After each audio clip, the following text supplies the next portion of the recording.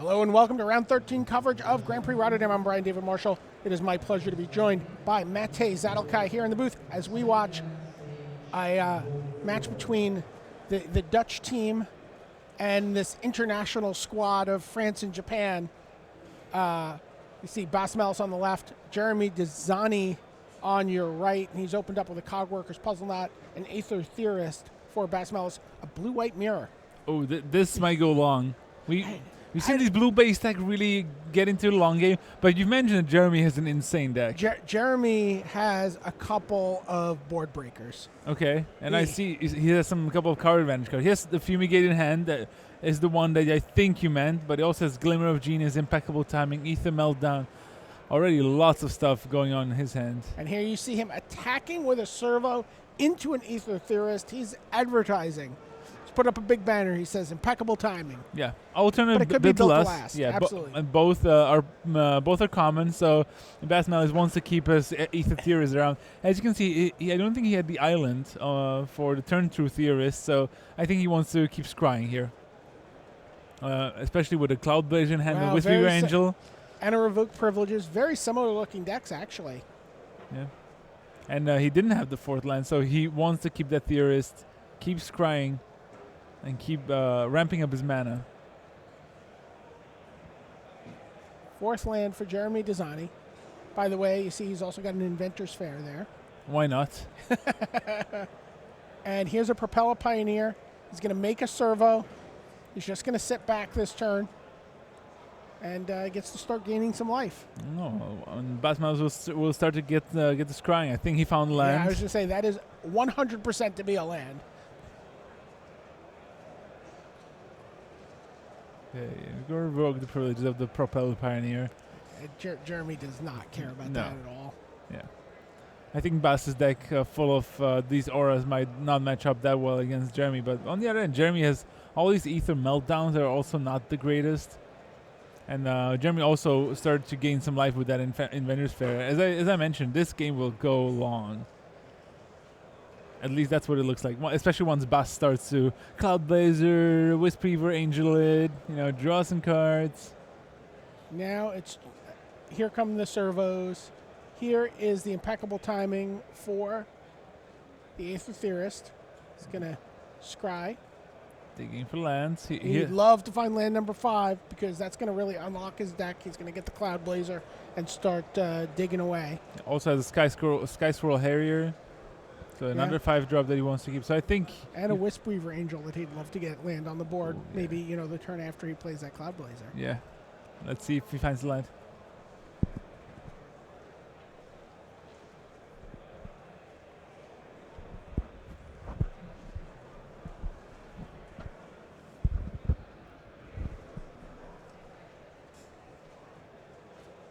All right. Okay, so there's a Glimmer of Genius for Bas on turn 4. That finds him his 5th land. Yeah, but he waits the whole turn doing it. Yeah, when he was scrying on top, he was like, oh, Glimmer of Genius, do I want to time walk my opponent, basically. But, I mean, it's not a bad spot for Bas.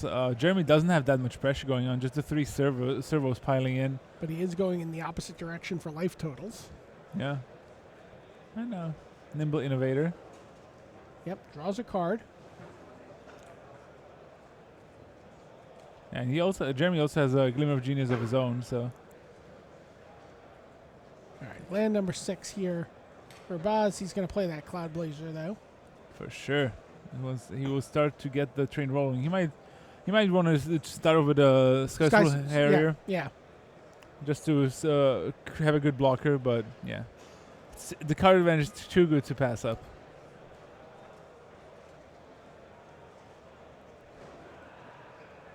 Plays land number 6.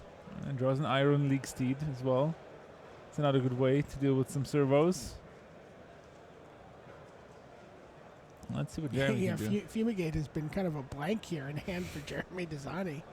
I mean, he doesn't have any pressure. He just has land, Glimmer, Fumigate, and Aether Meltdown, and Malfunction.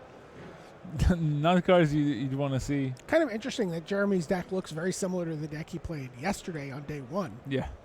It looks like this is an archetype that suits him. 7th land for Jeremy. That could He can actually use his inventor's fair here to go find something. Yeah. I wonder what big artifact he has. I think I know of one that he can find. We'll see if he goes for it though.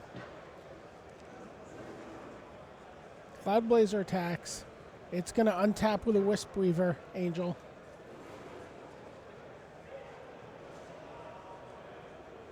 Going to gain a little life, draw some more cards. Does this resolve?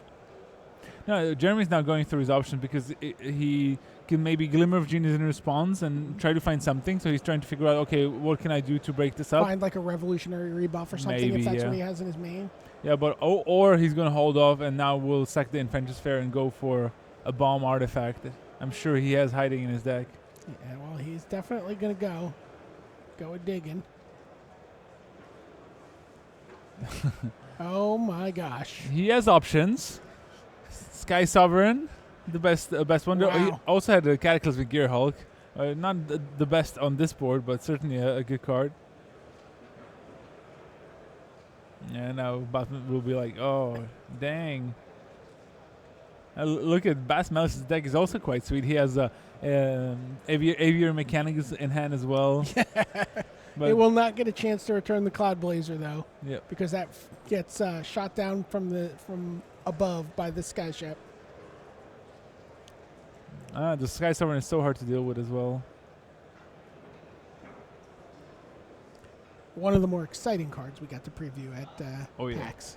That's for sure. I think everyone liked the card. It's a shame that it couldn't have more constructed implications, but it's certainly sweet.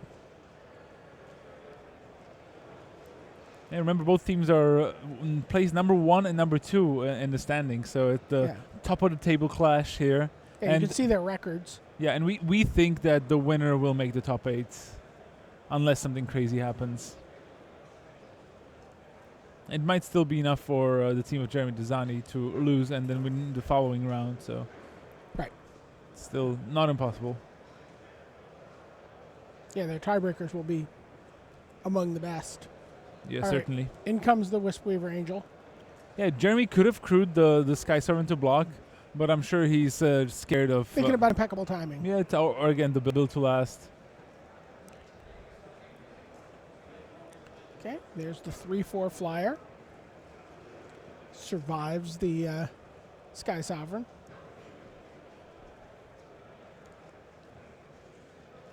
Sort of. At least it has 4 toughness, so it's not like Jeremy can just attack and deal with it. But on the other hand, what Jeremy could start doing is play a creature. I think he drew a Propeller Pioneer. He also has the Gear Hog, which he doesn't want to play though. He can probably Propeller Pioneer, crew the Sky Sovereign, attack, ping the Skyfall Harrier, and attack with his other creatures as well. Because then if Baz decided to block, then okay, that's irrelevant. Or he could malfunction the flyer. He also has an Ether Meltdown in hand, so there's plenty of ways to deal with creatures. And he just gets in with for 5 with his Nimble Innovator and 3 servos. Interesting. Doesn't want to expose the Sky Sovereign, interestingly enough.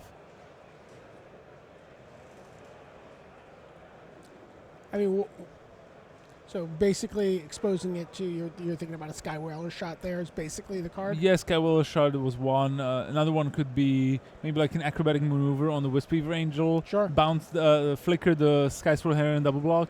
Well, that would be disgusting. Yeah, that would be sweet, but no. So Jeremy's just playing it safe. He knows he has a very good board position. He doesn't need to expose his Sky Sovereign for now. He's in a solid situation anyway. So, by the way, while Jeremy still toils away here in Game 1, his teammates Raphael Levy and Tomohiro Saito have fired off quick wins in each of their matches. Tomohiro Saito's deck looks also quite ridiculous. Just had so much removal and had more removal in his sideboard that he brought in when I was walked over and watched a little bit of their match last round. Yeah. Speaking of disgusting, how about drawing a Fragmentize, not being able to hit the skies because that's 5 and not 4? That has to hurt. Doesn't want to use it on the malfunction because he's probably going to Aviary Mechanic and replay that.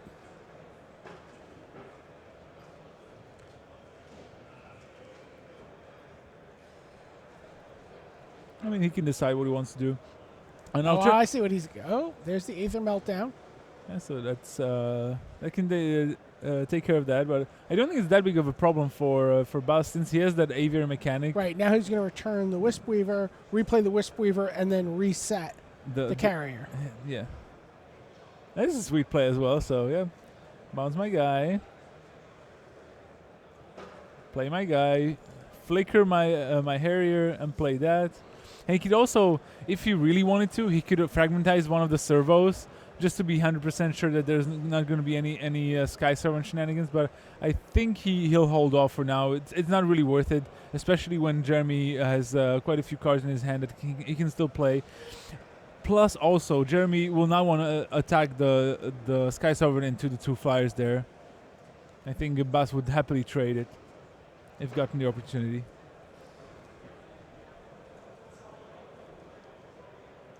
So nice job by Bass staying alive here against this pretty good draw here from Jeremy Designy's deck. Yeah, he's taking advantage of the fact that his creatures or his creature lineup is working very well against the enchantments from Jeremy. Jeremy still has that Fumigate as a backup, though. That must be scary. And the Fumigate's kind of nice in a deck where you're playing with something like the console flagship. Sure. Yeah, I mean, you can wipe the ward, follow it up with a 3-power creature like a Glintsleeve Artisan or a Propeller Pioneer, and go from there. And look at this. He's going to keep those, too. Wow. Cataclysmic Gearhulk from Jeremy Designy. Crew the ship. Shoot your Wisp Weaver Angel. And attack for 6. Yeah.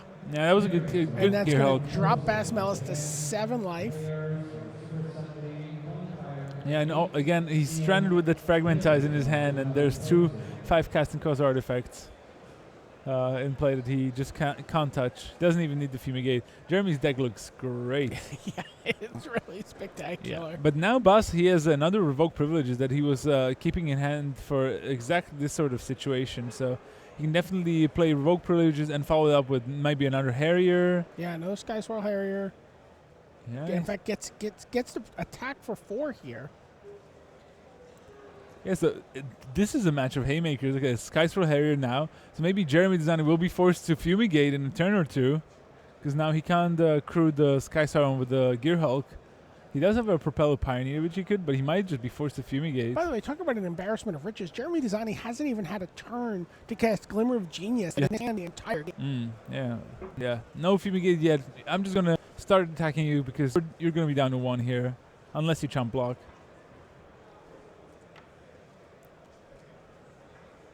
Ooh, down to 1. Wow. And Filigree Familiar as well. And still with a Glimmer of Genius in hand. How nice. Good spell flooded. Yeah. But Buzz still... Oh. Wait a minute. He just drew a Fumigate of his own. Is this a Fumigate duel? It looks that way. So you get it. He gets to attack for 7 here. Yeah, he will gain 5 life. And he just has to hope that Jeremy doesn't have a 3 power worth of creatures in his hand. He can Fumigate and Propeller Pioneer, I think. He can do both. Yeah, he can. What a match. Both decks seem very solid. Jeremy falls to 8 from the attack. Fumigate starts to recoup a little life for Baz. He goes up to 6, but that's not going to be quite good enough. Yeah, it makes a 3-2 though. Yeah. So now, does Jeremy have a creature? I don't see one just yet. I think he can Glimmer into 1. Yeah, he is going to Glimmer. Impeccable timing land. Top bottom. So he keeps the impeccable timing. Yeah, he wants to pick off that Propeller Pioneer. And remember that Steed has been in hand for Boss for some time. Yeah. Now he gets to make a 3. He attacking for 6. We know impeccable timing's going to take one of these creatures down. Yeah, Jeremy Designer must be nervous. Like, I'm bound to draw a creature sometime, How right? am I going to lose this game? Yeah.